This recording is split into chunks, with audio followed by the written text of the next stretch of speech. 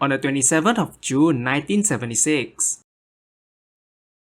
Air France Airbus A300 is en route from Tel Aviv to Paris with 12 aircrew and 248 passengers, when it was hijacked by 4 hijackers.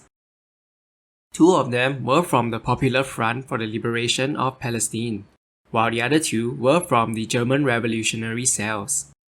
The hijackers diverted the French Airbus to Benghazi, Libya. After several hours of refueling, the flight flew to Entebbe Airport in Uganda. Ugandan dictator Idi Amin knew about this hijack and actually supported the terrorists.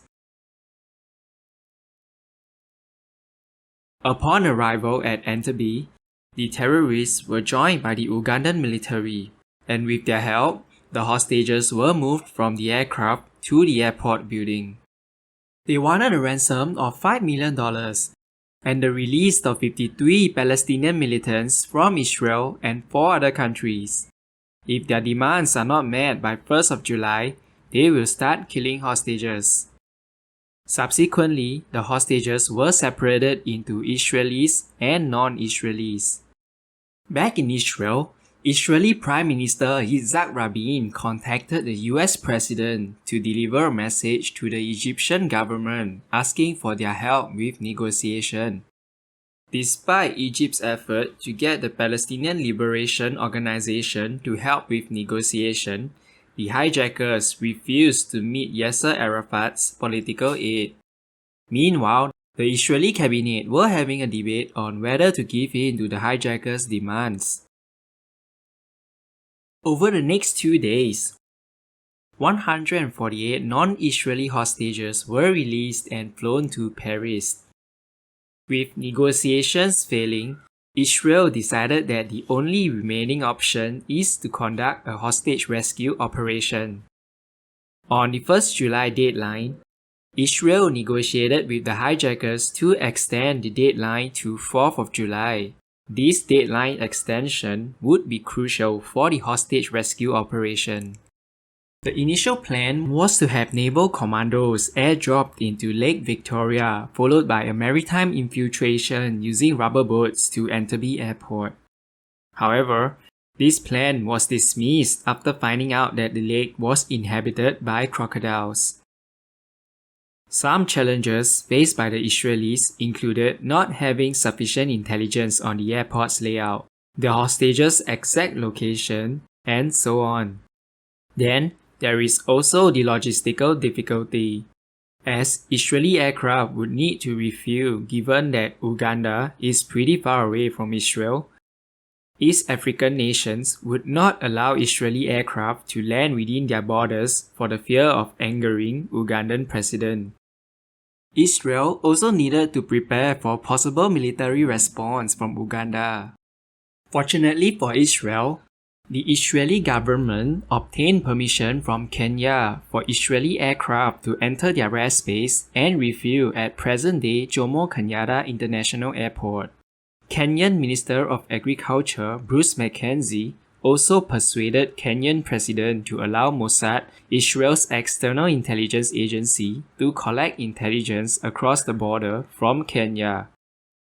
It was also reported that Jewish owner of the Block Hotels chain in Kenya and the Jewish community may have used their influence to convince Kenya's president to help Israel. In Paris, Mossad gathered intelligence by interviewing the released hostages. A French Jewish passenger with military background provided detailed information regarding the weapons carried by the hijackers. Moreover, Israeli firms were also involved in the construction of the Ugandan airport. With the assistance of Israeli civilians, the Israeli military was able to build a replica of the airport building and rehearse for the operation. The plan is finally coming together. 4 C-130 Hercules and 2 Boeing 707 would take off from the city of Sham in the middle of the night. They would fly low about 30 meters above the Red Sea, avoiding radar detection. Subsequently, they would turn southwest, crossing the airspace of Djibouti and Ethiopia. As Entebbe's runway might not be lit up upon arrival, and Israeli pilots do not have night vision at that time, they had to come up with something. The Israelis successfully configured a radar to detect the runway to assist their pilots with the landing in the dark. The IDF task force is made up of about 100 personnel divided into multiple elements. The ground command and control comprises the overall ground commander, the Air Force representative, as well as communications and support personnel.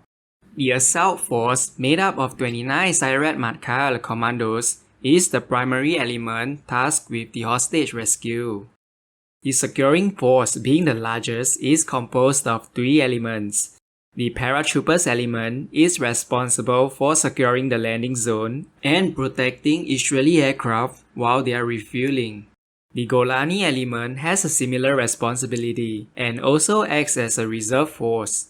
The second Sayeret Matkal element is responsible for destroying Ugandan Air Force MiG fighter jets as well as dealing with any Ugandan military response. On 3rd of July, the night before the 4th July deadline, the plan is in motion. As the Israeli aircraft are flying without fighter escort, any radar detection or interception by hostile fighter aircraft would immediately compromise the entire mission. One of the Boeing 707 would carry medical supplies and will land in Nairobi, Kenya, while the other Boeing 707 would be carrying the commander of the operation. The 4 Hercules successfully landed in Entebbe Airport under the cover of darkness, while the Boeing 707 carrying the command and control element would remain airborne. Knowing that Ugandan President Amin travels in a black Mercedes, the Israeli commandos did the same, hoping to bypass security checkpoints while approaching the airport building. An Ugandan sentry who got suspicious ordered the vehicles to stop. Israeli commandos immediately shot the sentry with silenced pistols. Realizing that the sentry is still alive, another Israeli commando fired his unsuppressed rifle. The Israeli commandos sped towards the airport building, fearing that they had lost the element of surprise. Meanwhile, the securing force, equipped with armored personnel carriers, sets up a defensive perimeter.